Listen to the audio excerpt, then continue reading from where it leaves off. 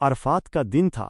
لاکھوں سفید احرام میں لپٹے انسان ایک ہی صدا لگا رہے تھے، لبیک اللہم لبیک۔ دل آسمان کی طرف اور آنکھیں بیت اللہ کی طرف اٹھ رہی تھیں۔ ہجوم کو چیرتا ہوا ایک شخص تیزی سے بڑھ رہا تھا، آنکھوں میں آنسو، چہرے پر نور اور لبوں پر کوئی انسنی کیفیت۔ وہ قریب آ کر ایک بزرگ کے قدموں میں گر پڑا اور روتے ہوئے بولا، حضور، اب میں عبد المسیح نہیں، عبد المجید ہوں، اس رب کا بندہ جس کے حضور میں ابراہیم رحمۃ اللہ علیہ اور تمام انبیاء بندے ہیں۔ یہ وہ لمحہ تھا جہاں ایک دل کی برسوں کی جستجو اپنی منزل کو پا چکی تھی۔ لیکن یہ قصہ یہاں ختم نہیں ہوتا، یہ تو اس کی شروعات تھی۔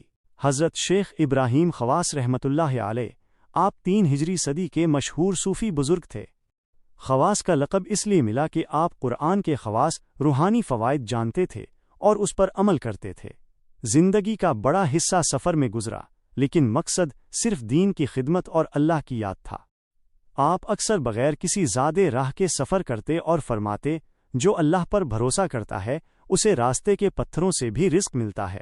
ایک بار جنگل میں شیر آپ کے قریب آیا۔ آپ نے سکون سے فرمایا، اے اللہ کی مخلوق، اگر تو بھوکا ہے تو میرا گوشت تیرے لیے حاضر ہے، اور اگر سیر ہے تو چلا جا۔ شیر دم ہلاتا ہوا واپس چلا گیا۔ توکل یہ نہیں کہ کچھ نہ کرو، بلکہ یہ ہے کہ جو کرو اللہ پر چھوڑ دو۔ دل کو دنیا سے خالی کر لو، پھر دیکھو اللہ اسے کس طرح بھرتا ہے۔ حضرت شیخ ابراہیم خواص رحمۃ اللہ علیہ کا یہ معمول تھا کہ جب بھی کسی مقصد کے لیے کہیں سفر کا ارادہ فرماتے تو کسی کو اس کا علم نہ ہونے دیتے، نہ کسی سے ذکر کرتے، نہ اطلاع دیتے، بس خاموشی سے ایک لوٹا ہاتھ میں لیتے اور اللہ کے بھروسے پر روانہ ہو جاتے۔ ایک دن کا واقعہ ہے، میں حامد اسود مسجد میں حاضر تھا۔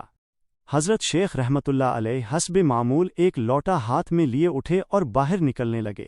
میں ادب سے پیچھے پیچھے چل پڑا۔ کچھ دیر بعد ہم قادسیہ پہنچے۔ آپ رحمۃ اللہ علیہ نے مڑ کر مجھ سے پوچھا، حامد، کہاں جانے کا ارادہ ہے؟ میں نے عرض کیا، حضور، بس آپ کی ہم رکابی کا شوق تھا، اس لیے چل پڑا ہوں۔ آپ نے فرمایا، میرا ارادہ مکہ مکرمہ جانے کا ہے۔ میں نے کہا، انشاءاللہ میں بھی آپ کے ساتھ چلوں گا۔ 3 دن کا سفر گزر گیا۔ گرمی کی تپش، ریگزار کی خاموشی اور سفر کی مشقت سب ہمارے ساتھ تھیں۔ تیسرے دن ایک اور نوجوان ہمارے ساتھ آ ملا۔ چہرے پر معصومیت تھی، مگر انداز میں دنیا سے بے نیازی۔ وہ ایک دن اور رات ہمارے ساتھ چلتا رہا، لیکن میں نے دیکھا کہ اس نے ایک بھی نماز ادا نہیں کی۔ میرے دل میں یہ بات کھٹکنے لگی۔ آخر میں نے حضرت شیخ رحمۃ اللہ علیہ سے عرض کیا، حضور، یہ تیسرے صاحب جو ہمارے ساتھ چل رہے ہیں نماز نہیں پڑھتے۔ حضرت شیخ رحمۃ اللہ علیہ نے محبت بھرے لہجے میں اس نوجوان کو مخاطب کیا، بیٹے، تم نماز کیوں نہیں پڑھتے؟ نوجوان نے بڑے سکون سے کہا، میرے ذمے نماز نہیں ہے۔ حضرت شیخ رحمۃ اللہ علیہ نے پوچھا، کیوں، کیا تم مسلمان نہیں ہو؟ وہ بولا، نہیں، میں تو نصرانی ہوں، لیکن اپنی نصرانیت میں بھی توکل پر چلتا ہوں۔ میرے نفس نے دعویٰ کیا تھا کہ میں توکل میں پختہ ہوں۔ میں نے اپنے نفس کو پرکھنے کے لیے اس ویرانے میں، جہاں معبود کے سوا کوئی نہیں، لا ڈالا تاکہ دیکھوں کہ میرا داویز کتنا سچا ہے۔ حضرت شیخ رحمۃ اللہ علیہ نے یہ سن کر مسکرا کر مجھ سے فرمایا، حامد، اسے کچھ نہ کہو، یہ ہمارے ساتھ چلے گا۔ ہم آگے بڑھتے گئے یہاں تک کہ بطن مرد کے مقام پر پہنچے۔ یہاں حضرت شیخ رحمۃ اللہ علیہ نے اپنے میلے کپڑے اتارے اور دھونے لگے۔ پھر اس نوجوان سے پوچھا، تمہارا نام کیا ہے؟ اس نے کہا، عبد المسیح۔ حضرت شیخ رحمۃ اللہ علیہ نے فرمایا، عبد المسیح، یہ مکہ کی دہلیز ہے۔ اللہ تعالیٰ نے مشرکوں کا یہاں داخلہ ممنوع قرار دیا ہے، جیسا کہ قرآن میں ارشاد ہے، مشرک ناپاک ہیں، مسجد حرام کے قریب نہ آئیں۔ تم نے اپنے نفس کا جو امتحان لینا تھا وہ لے لیا، اب بہتر ہے کہ یہیں رک جاؤ، کیونکہ اگر تم مکہ میں داخل ہو گئے تو ہمیں اعتراض ہوگا۔ ہم اسے وہیں چھوڑ کر مکہ مکرمہ کی طرف روانہ ہو گئے۔ ایام حج قریب تھے اور ہم عرفات کے میدان میں پہنچے۔ وہاں کا روحانی منظر اپنی مثال آپ تھا۔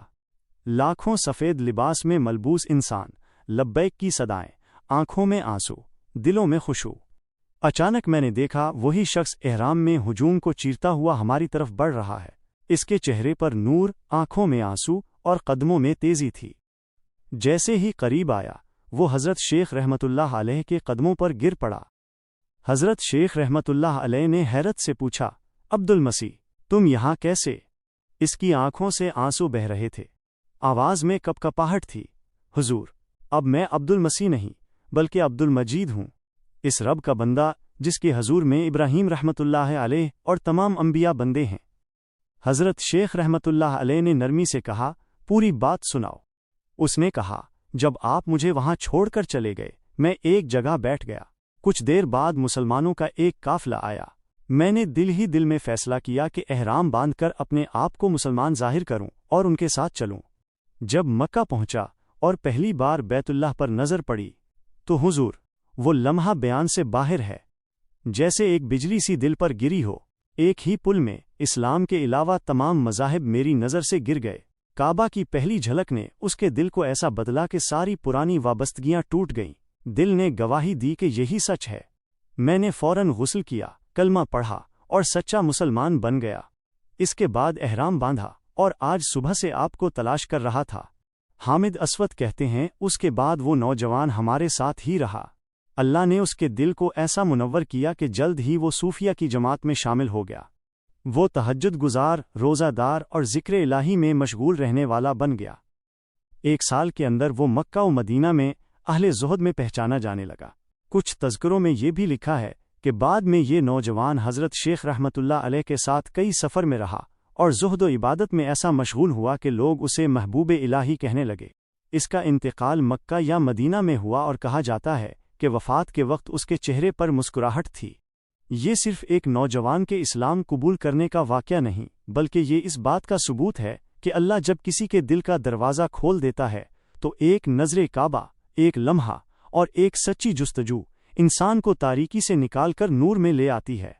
خانہ کعبہ کی سیاہ چادر اور اس کی خاموش عظمت ہر آنکھ کو یاد دلاتی ہے کہ اصل عزت صرف اللہ کے در پر جھکنے میں ہے۔ سبحان اللہ!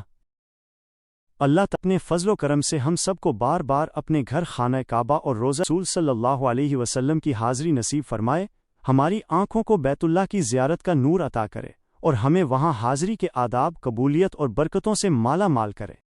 آمین یا رب العالمین۔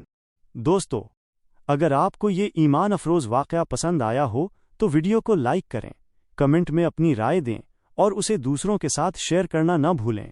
اور ہاں، ہمارے چینل کو سبسکرائب ضرور کریں تاکہ آپ آئندہ بھی ایسی ہی خوبصورت اسلامی ویڈیوز سے مستفید ہوتے رہیں۔ جزاکم اللہ خیرن۔